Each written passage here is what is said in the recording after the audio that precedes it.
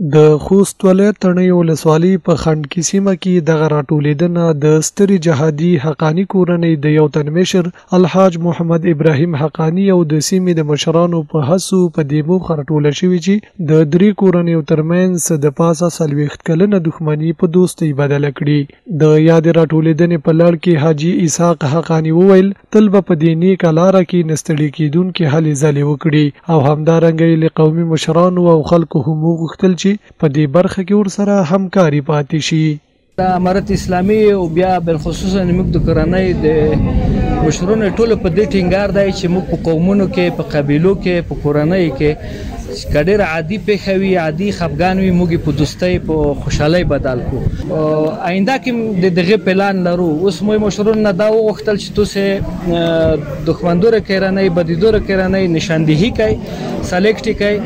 او بیا د غسر د رابطې ترتیب جوړ کړي چې موږ ورسره په رابطه کې شو او د خلک روغړو د دوی په مابین کې د روغ جوړ کوشش وکړو. بل لور بیا د خوست ولایت امنیه قومندانۍ د دفتر رئیس قاری اشرف شاهین د قومندانۍ په استازیتوب بلوسونو ته د امنیت په ټینګښت او په یاده برخه کې د هر راز همکاري ډاډ ورکړ. دا رقم قومي شخړو هواروي په ولس کې والر ولي او د امنیت په برخه کې ډېر مهم دي. نو موږ د امنیه قومندانۍ په استازیتوب د ټولو قومي مشرانو څخه هیله کوو چې په دا کې ډېر کوشش وکړي د قومي شخړې منځ یوسي. ترڅنګ بیا د درې وړو کورنیو مشرانو له حکومتي چارواکو او د سیمې له مشرانو د مننې ترڅنګ له هغو کورنیو هم وغوښتل چې په خپلو منځونو کې داسې ستونزې او شخړې لري ترڅو زر تر زره یې حل او فصل کړي او د ورورۍ په فضا کې ژوند ترسره کړي. دوی همدارنګه د تیر ژوند په هکله وویل ستینځم تیر کړي ډېر لوګه تندم تیر کړي کوړه پیټم سره وتښتول خو بل خیره په داندې میګه هغه نتیجه ته ورسېدي چې دا هیڅ پایدا نه لري. میګه درې پلارونه زماني کده ته تکلیف ورکوم مو تکلیف ته کوم ته تکلیف ورکو هغه د تکلیف ده خښولې پوښې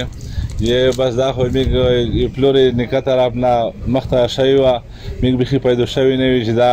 جو بدی پیدا و او یې الحمدلله خښولې چې چا په دا کې حال ځالې کړي اسلامي امارت مشرونه کړي د میګ تنه مشرونه کړي چې هر چا په دا کې ته خوالي قدمه کې اوچت کړي اعلی دی نه کې وداري کې نه کا اجر دی میګ زیات خوشالي به خي زیات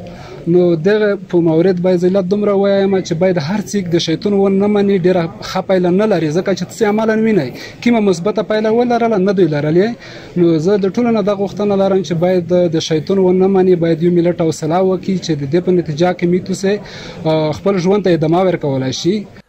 یاد دی وی چې د اسلامي امارت له بیا ځل واکمنېدو وروسته د هیواد د نورو ولایتونو په شمول د خوست ولایت په بیلابیلو سیمو کې د حکومتي چارواکو او همدارنګه د قومونو مشرانو په هلو ځلو سره لسګونه وړي او لوی شخړې او داسې نور ستونزو ته د حل رسیدنه شوې ده.